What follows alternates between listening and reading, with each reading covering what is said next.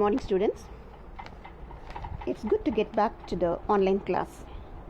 Today we are going to learn Unit 1 Prose Lesson, Two Gentlemen of Verona by A.J. Cronin. Let's see a beautiful quotation by A.J. Cronin.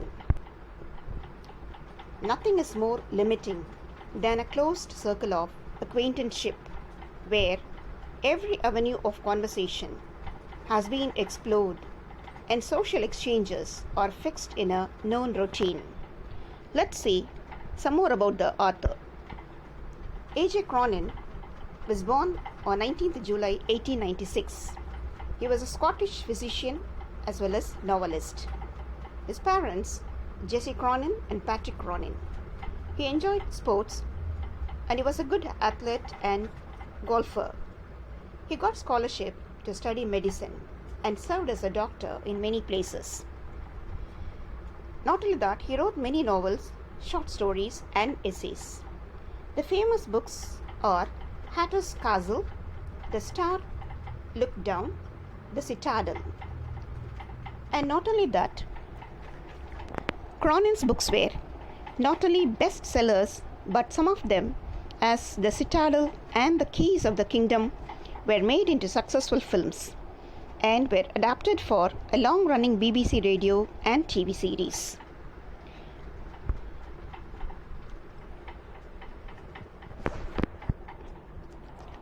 The story in short.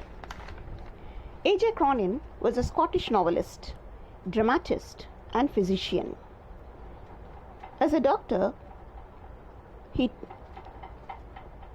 by training. Not only that, Cronin was one of the best renowned storytellers of the 20th century. The Two Gentlemen of Verona tells us about love, devotion, sacrifice, sincerity, and maturity displayed by two little boys in their actions to save the life of their sister, who suffers from tuberculosis of the spine, for which the two boys did quite a lot of works. They sold strawberries and sold the papers and did all sorts of jobs. Let's see the plot. The Two Gentlemen of Verona is set in a town, Verona, located in the foothills of Alps in the north of Italy.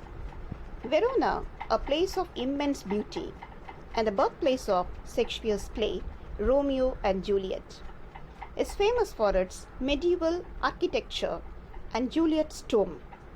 The story recounts the hard life chosen by two young boys so that they could pay for the treatment of their sister afflicted with tuberculosis. Let's see the lead characters of the story. The lead characters of the story are Nicola and Jacopo, the two brothers. They are aged 13 and 12 respectively. Elder one was more serious in temperament. He doesn't like to share their tale of suffering with others. They don't want pity, sympathy and help from others, much more matured for their age. Both do variety of odd jobs and they have the dignity of labor.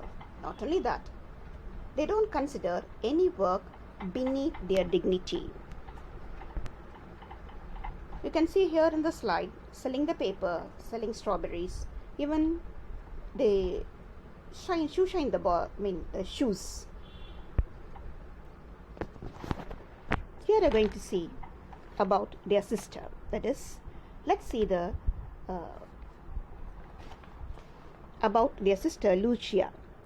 Lucia was their sister.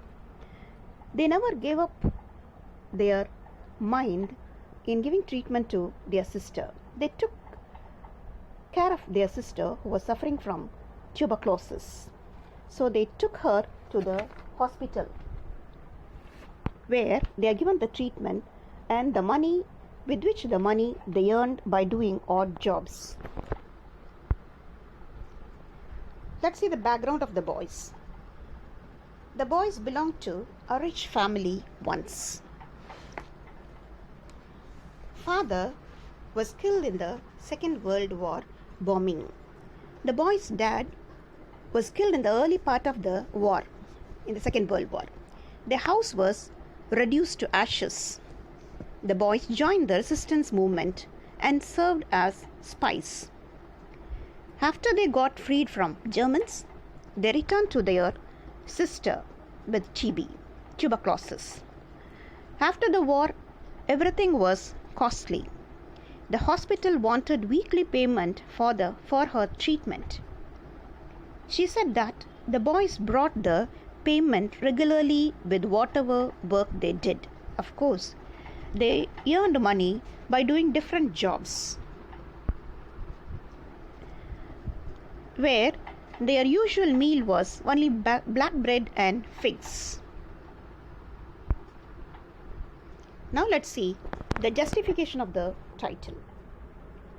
In the story, Two Gentlemen of Verona, the two orphan boys, Jacopo and Nicola, work immensely and exhaustively.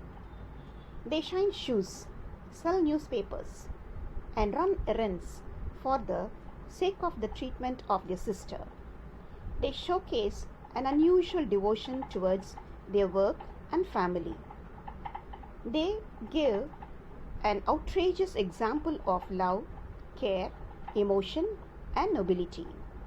Cronin shows us that one may polish boots or sell newspapers, but it is the magnanimity of heart and the nobleness of purpose that actually determines whether one is a true gentleman.